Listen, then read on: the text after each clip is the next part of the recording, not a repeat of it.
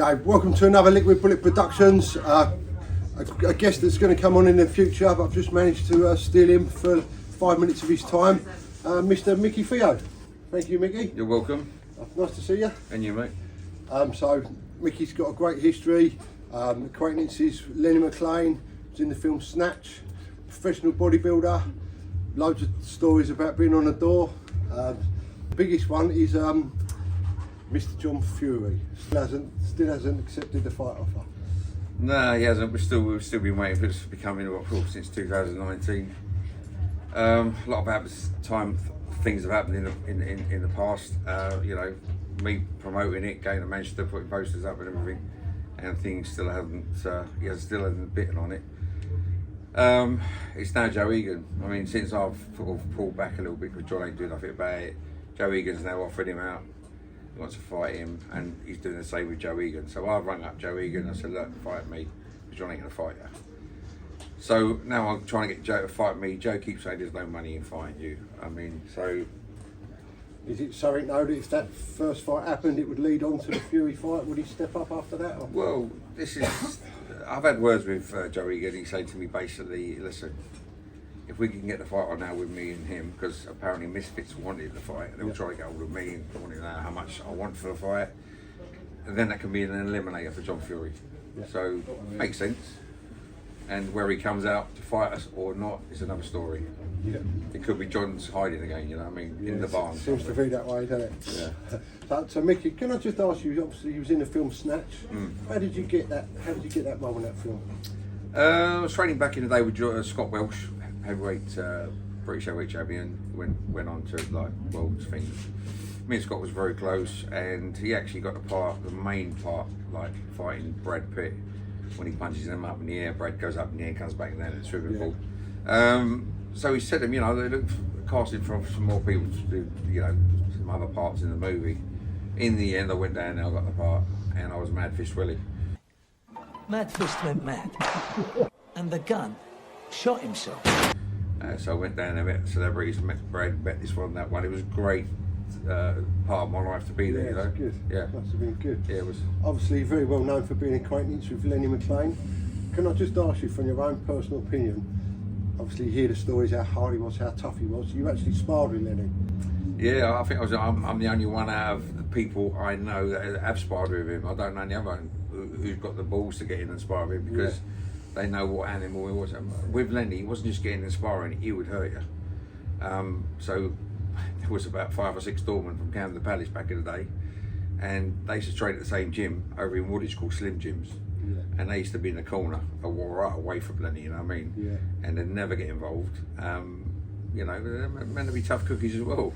But because of the movie that we're bringing out, The Call to Governor, he was trying to get this, God bless him, you know, he's passed out and, you know, rest in peace. But they were trying to get a movie out on the Governor, and he tried his best, and I was driving down Pinewood Studios every other day.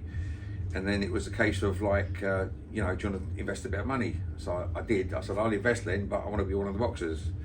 I can have a row, but technical, you'll have to teach me. So that's how we started sparring. Yeah. And he did take liberties. He did break my ribs. He did break my nose, and yeah. But listen, I come back. How much power was behind his hands? Because he had big hands as well, didn't he? Big hands, double the size of mine. I mean, shovels. They call them shovels. I would. Yeah, he hit hard. But he hit with intention, you know what I mean? He wanted to do some damage. Yeah, I've seen a video of him online, and for a big man, he was fast as well, wasn't he? He was fast, yeah. He's a very fast man for a big guy, like you say, yeah. Yeah. So Micky, you was obviously a professional bodybuilder as well. I wasn't professional. I won the best I can be in the UK, which is British Heavyweight Championships. That entitles you to a pro card.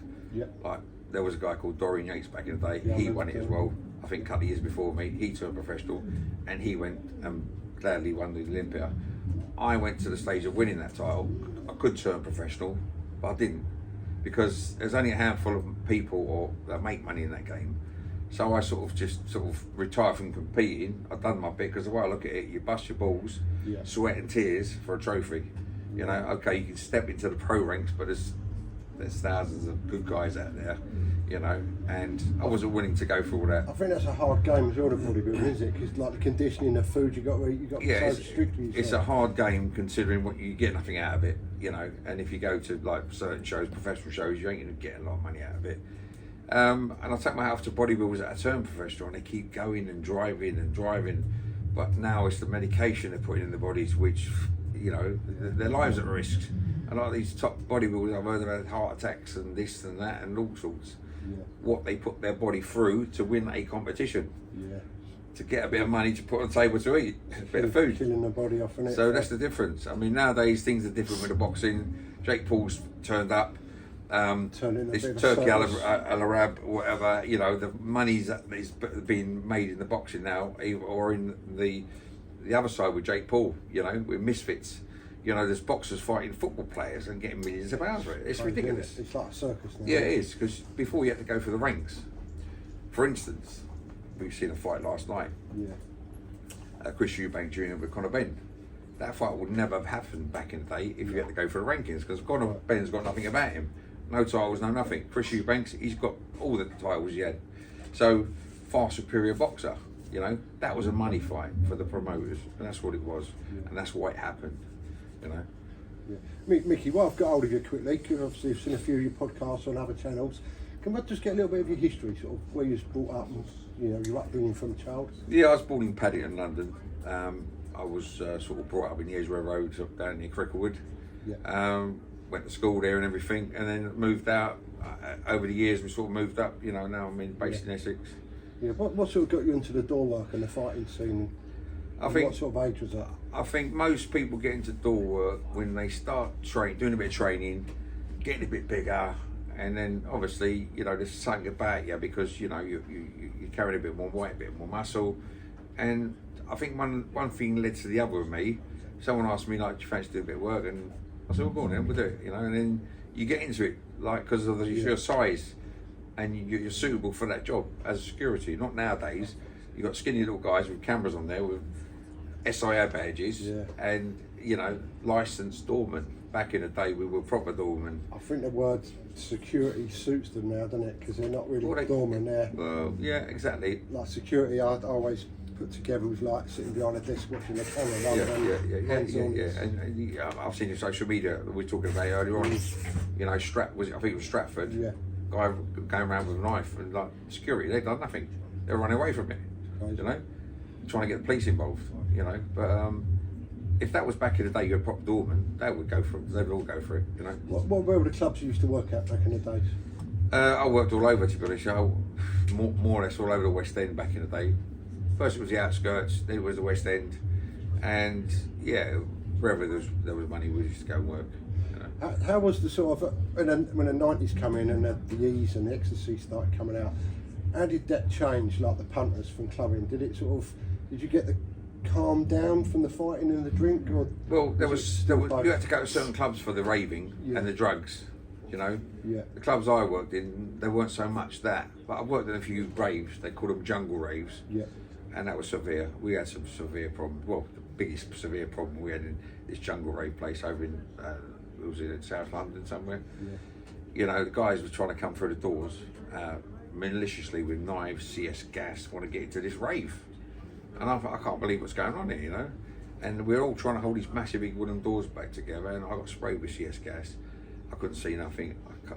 I actually fit through, I don't know how I fit through a little cloakroom hatch where you give the coats in. I just dive through this hatch because I can't see. You know, I just barely see myself getting through this hatch, and I was a big guy then. You know, grabbed hold of this bird that was doing the coats and jackets, and give me some water quickly, and I'm just rinsing my eyes out. They come through, the doors come off, massive doors. They must have been 20 foot high, massive big doors. Outside there was a police car on its roof. Really? That's how bad it was outside, you know. The police just couldn't deal with it. Doorman couldn't deal with it. Yeah. And they want to be in this rave. Yeah. I just couldn't get my head around it. They weren't robbing a bank to get money, they want to be in a rave, a jungle rave. You know? There's probably so many incidents you've got from the doors of fight scenes. Oh yeah. What stands out in your mind as one of the worst things you've seen? I think someone dead on the floor. Have you really? Yeah, someone got, apparently there was a fight going on, they took it to the bottom of the car park. We've gone running down there, and the guy just got holes all over his fingers. He's just lying there, and I didn't know whether he was dead or not until I try to, you know, revive him and see what's going on. And he was just lying there, and I could see holes, and I like lifted his fist. So he was just holes, stabbed. holes or Yeah, stabbed hole. Yeah. This is a place called Enfield. It's not like a rough area, but he was stabbed up. And yes, probably what I say, it's the worst thing I've seen, because the guy's dead. There's holes all over him, and I was the one that called the police. You know what I mean? Someone dead there. You know. How does that sort of sit with your mindset? So when you go away from that night's work and you see that happen to someone, and then you think, you know, it could have been me. How does that play on your mind for? We never think about it could have been ourselves. We always there. We're there to protect places. You know, where there's alcohol, there's drugs, there's always something going on. There's always got to be violence there. You know what I mean? So we don't look at it that could have been me, because we do wear vests, but even so, with having a vest, you can get caught with a jugular, you can get cut anywhere. You know, it's just a chance you're taking. You know, and that's your job. That's what we do. That's what we enjoy doing, and we do it.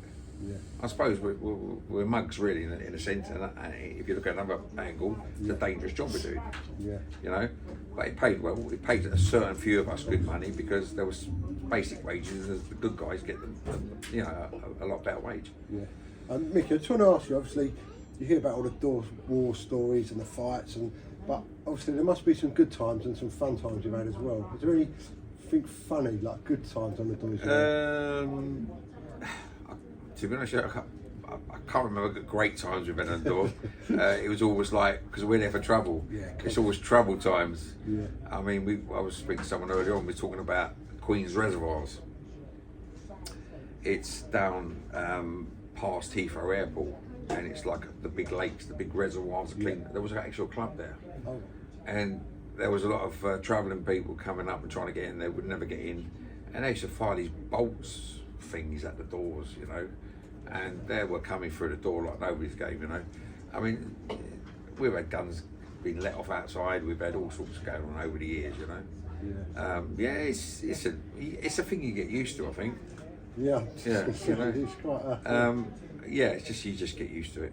Just toughen up over the Well, time with. you know, accept it as the normal. Yeah, it's just normal. It is normal to us, because that's what we do day in and day out. Yeah. If someone that never done it, you said, right, you're on a door bomb, and they're not used to that, they'll shiver, they'll shake, they'll be scared, you know. But it's a resilience you build up over the years, I think, of whatever comes at you. Of course. Yeah. I mean, a friend of mine called, when we started back in the day, he had a security company called Elite Security, so that's against all odds. So as you're doing your apprenticeship, you know, and building your blocks up in the game you're doing, you become an elite doorman, or bouncer, as we used to be back in the day, and that's what you're up against, all odds, and that's what we do. Yeah, we do good. Right, Micky, I won't keep you any more of your time, but he has promised us he's going to come on and do a full interview with us. Is that right, Micky? So he will be on, and we'll go right into the whole depths and more of his life, more of his stories. And thanks for coming today. You're welcome. And we'll catch up soon. Definitely. For the full podcast. 100%. Check it out. Stay tuned.